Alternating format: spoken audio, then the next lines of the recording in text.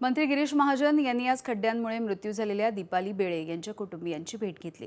पंचवटीमधल्या मेरी इथल्या रस्ते अपघातामध्ये दीपाली बेळे यांचा मृत्यू झाला।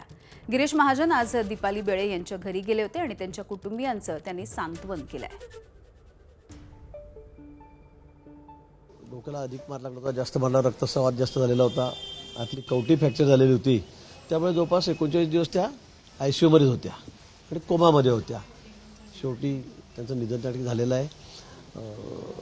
म्हणून त्यांना घरी त्यांच्या कुटुंबियांना सांत्वन करण्यासाठी भेटण्यासाठी मी या ठिकाणी आलेलो होतो। निश्चित शासनाच्या वतीने सुद्धा मी परवाच सांगितलेलं आहे, कारण मोठा खर्चही त्यांना त्या ठिकाणी लागलेला आहे। त्यांचे मिस्टर आहेत, ते रिटायर्ड आहेत, त्यामुळे शासनाच्या वतीने 5 लाख रुपयाची आर्थिक मदत माननीय मुख्यमंत्री महोदयांना मी विनंती करेन आणि ते निश्चित त्यांना देण्याची व्यवस्था मी त्या ठिकाणी करू।